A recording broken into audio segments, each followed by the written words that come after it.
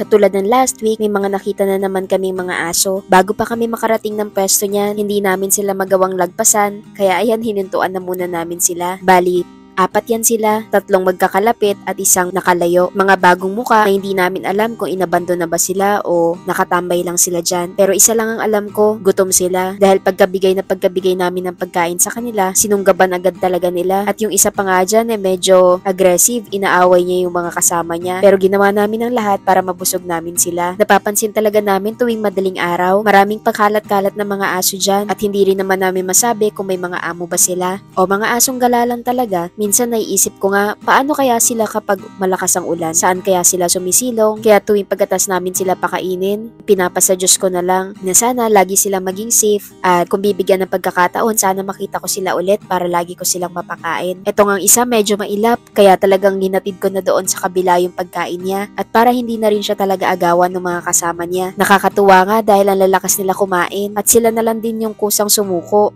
hanggang sa mabusog sila. Halos lahat nagtataka kung bakit magana lagi kumakain yung mga stray na pinapakain namin at talagang walang pili nilang kinakain ito. Wala naman nagbago, ganun at ganun pa rin naman yung hinahanda namin sa kanila. Nilagang manok, atatay, kanin, malunggay powder at syempre yung yum yum dog food. Ngayon nga ay dinamihan namin yung yum yum dog food para dumami rin talaga yung maibigay namin pagkain sa kanila. At laking tuwa nga namin dahil halos lahat talaga sila nagugustuhan ng yum yum dog food. Kahit na minsan wala ng kanin, yun na lang ang binibigay namin. Kinakain pa rin talaga nila, wala kasing masangsang na amoy at pasok na pasok sa panlasa ng mga aso. At ito na nga yung sinod na pinakain namin, yung sa may kabilang tawid. Nung una nakita lang namin sila yan na nakatambay, pero siguro naamoy nila na may dala kaming pagkain, kaya yan, binigyan ko rin sila. Natatawa nga ako kasi tuwing may mga aso na dumadaan dyan, laging inaamoy yung e-bike namin. Alam na alam nila na para sa kanila yun Another 3 aso na naman ang napakain at nabusog namin yan. Minsan nga kapag sakto lang ang dala namin,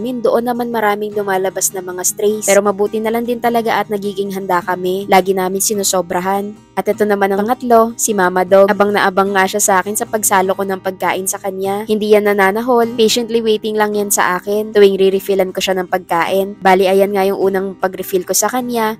Umabot sa pangalawa, pangatlo, pang-4, pang-5. Minsan pa nga may mga araw na hanggang 7 refill kaya niyan ni Mama Dog. Pero ayos lang, as long as mabusog siya. At syempre para na rin sa mga pinapadede niya na anak. Mabuti na yung maging healthy siya at lagi siyang busog. Pagkatapos nga yan, diretso na siya pa uwi. Lagi ka mag-iingat sa pag-uwi mo, Mama Dog. Alam ko naman na alam mo kung saan pa uwi. Kaya lagi ka lang mag-iingat.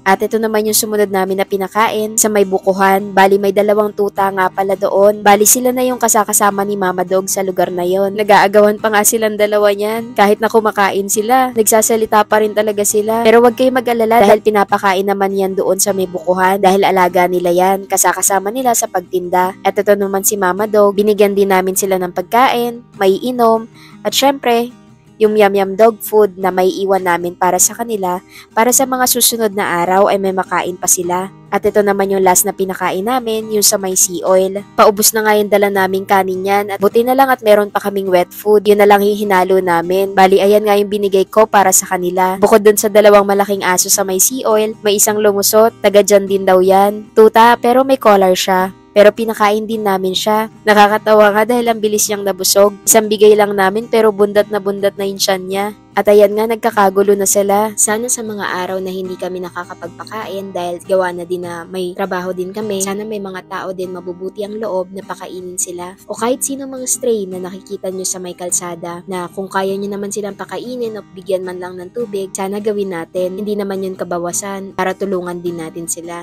Maraming salamat po sa panonood ninyo at laging pagsuporta sa amin. Huwag po kayo mag-skip ng ads.